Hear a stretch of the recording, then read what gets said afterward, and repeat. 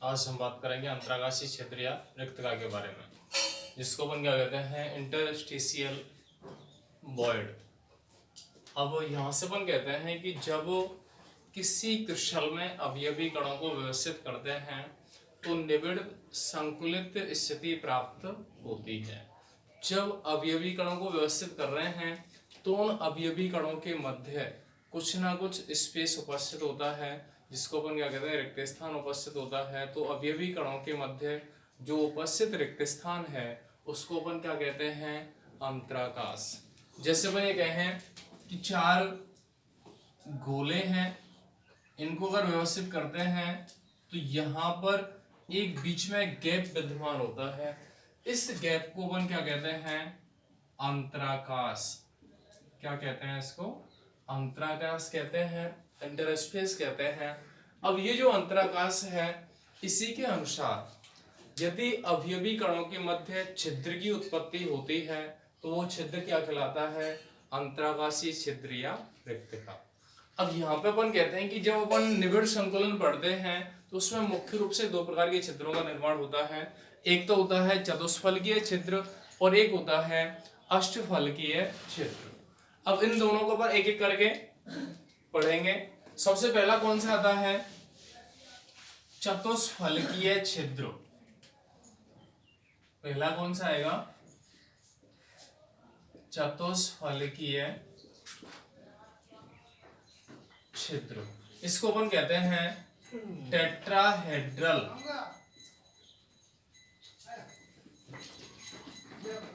Tetrahedral void. इसको short में अपन denote करते हैं किससे, VT। V4 क्या होता है, वॉइड, और T4 क्या होता है, टेट्राहेड्रल। अब यहां से अपन ये कहें कि जो चतुष्फलकीय छिद्र है इसके लिए अपन डिफाइन अगर करते हैं तो इसके लिए अपने डिफाइन करने की स्थिति आती है कि वह छिद्र जो चार गोलों द्वारा घिरा होता है या वह छिद्र जो चार अवयवी कणों द्वारा घिरा हुआ होता है या संपर्क में होता है, उस छिद्र को अपन क्या कहते हैं, चतुष्फलकीय छिद्र। इसको अपन बनाते कैसे हैं, जैसे एक गोला, दो गोला और तीन गोला। तीन गोले हैं एक परत में, इन तीनों गोलों के ऊपर जो रिक्त स्थान है उस पे एक गोला और उपस्थित हो जाए ऊपरी वाली परत का, ये गोला उपस्थित हो गया। तो यहाँ पे जो बीच में उपस्थित रिक्त स्थान था वो कितने कणों द्वारा घिरा हुआ है, निचली वाली परत के 3 और ऊपरी वाली परत का 1। तो टोटल गोले कितने हो गए, 4। तो इस वाले जो छिद्र है इसका नाम अपन क्या कहते हैं, BT, चतुष्फलकीय छिद्र। चतुष्फलकीय छिद्र अगर कंडीशन है तो उसको अपन क्या कहते हैं, VT कहते हैं। अब यहाँ पर अपन ये कहते हैं कि जो कंडीशंस हैं, यदि गोले की त्रिज्या क्या है, बराबर R, छिद्र की त्रिज्या क्या है, स्मॉल r। तो यहां से अपन बात करेंगे R और R के मध्य जो संबंध है वो क्या प्राप्त होता है,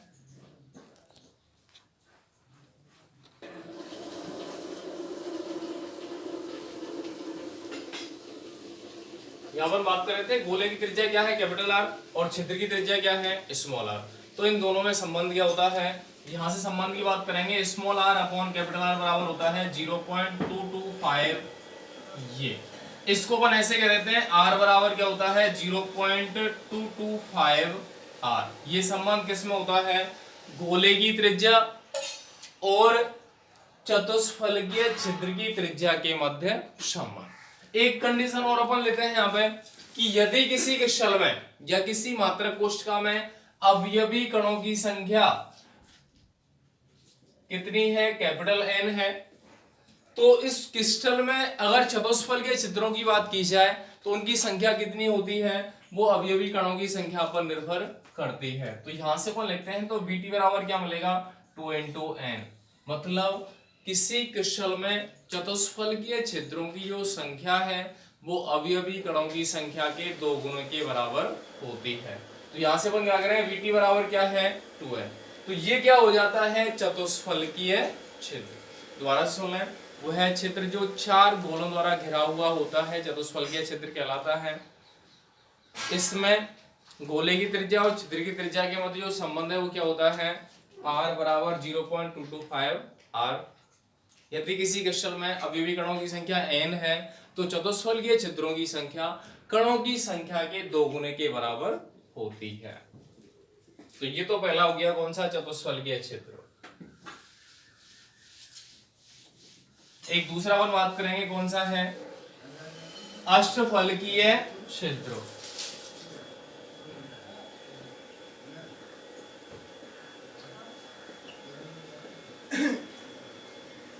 अष्टफलकीय छिद्र इसको अपन कहते हैं ऑक्टाहेड्रल बॉयड, जिसको शॉर्ट में अपन कह देते हैं VO। V4 क्या होता है, बॉयड, और O4 क्या होता है, ऑक्टाहेड्रल अष्टफलकीय।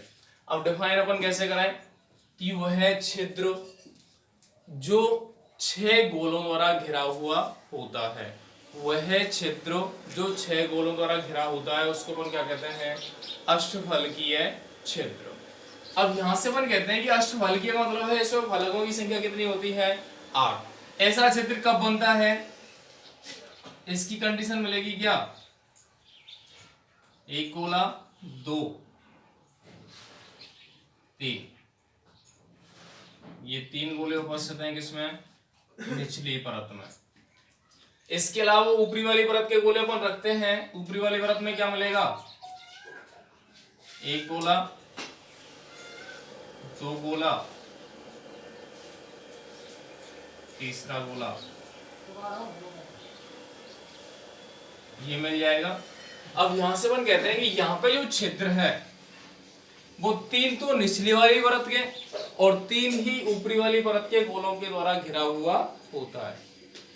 ये जो छिद्र है वो है 3 तो निचली वाली परत के गोले और 3 ही ऊपरी वाली परत के गोलों द्वारा घिरा होता है।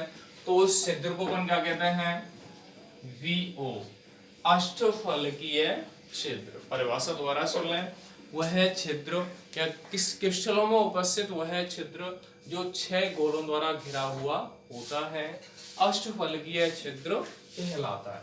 अब अपन ये करें कि निचली वाली परत के जो गोले हैं उनके केंद्रों को मिलाएं, ये संरचना मिलेगी। ऊपरी वाली परत के गोलों के केंद्रों को मिलाएं, ये संरचना मिलेगी। ये संरचना किसके समान है, षटकोण के समान है या नहीं है, तो षटकोण के समान अगर आती है तो इस छिद्र को, यहाँ पे जो छिद्र बनेगा उसको अपन क्या कहेंगे, अष्टफलकीय छिद्र। ये क्लियर है।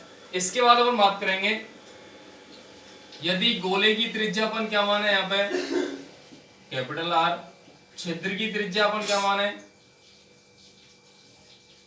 बराबर स्मॉल r, तो इन दोनों में भी संबंध होता है क्या, r/r बराबर 0.414। इसको अपन ऐसे लिख देते हैं, r बराबर 0.414 r। कोई दिक्कत, तो ये कंडीशंस किसमें हो जाती हैं, अष्टफलकीय छिद्र के लिए। माना क्रिस्टल में अवयवी कण कितने हैं, कैपिटल N के बराबर हैं, तो बॉयड ऑफ ऑक्टाहेड्रल कितना मिलेगा, N के बराबर। मतलब किसी क्रिस्टल में अवयवी कणों की संख्या जितनी होती है उतने ही अष्टफलकीय छिद्र उपस्थित होते हैं। तो एक तो अपना हो गया अष्टफलकीय और एक क्या हो गया, चतुष्फलकीय। यदि अपन ये कहें कि किसी क्रिस्टल में उपस्थित कुल छिद्रों की संख्या कितनी होती है, तो अपन क्या करेंगे, अष्टफलकीय और चतुष्फलकीय दोनों को जोड़ दें। कैसे कह सकते हैं अपन, कुल रिक्ति बराबर VO और VT दोनों आएगी, सम्मिलित होगी, तो VO का मान किसके बराबर है, N के बराबर, VT का मान किसके बराबर है, 2N के बराबर। टोटल कितना हो गया, 3N। इस प्रकार से अपन कुल रिक्तियों की संख्या भी काउंट कर सकते हैं। ये कंडीशन अपनी क्लियर है। दोनों अपने छिद्र पड़े हैं, अष्टफलकीय और चतुष्फलकीय। माना कि अपन को ये कहते हैं, एक मोल क्रिस्टलीय पदार्थ में उपस्थित कुल रिक्तियों की संख्या ज्ञात कीजिए। अब हमें ये पता है, कैसे ज्ञात करेंगे, एक मोल में अवयवी कणों की संख्या किसके बराबर होती है, अवोगाद्रो संख्या। और अवोगाद्रो संख्या है तो अपन को n का मान मिल जाएगा। n अगर मिल गया तो अपन 2n और n के अकॉर्डिंग 3n निकालेंगे और 3n के अनुसार कुल रिक्तियों की संख्या काउंट हो सकती है। तो ये अपन कंडीशन दे रहे हैं। अपन ये कहते हैं कि किसी पदार्थ के 0.5 मोल में उपस्थित अष्टफलकीय रिक्तियों की संख्या कितनी होती है, ज्ञात कीजिए। तो ऐसे संबंधित क्वेश्चन आते हैं किससे, रिक्तियों से संबंधित। तो ये अपना पॉइंट क्लियर है, चतुष्फलकीय और अष्टफलकीय क्षेत्र। ठीक है, धन्यवाद।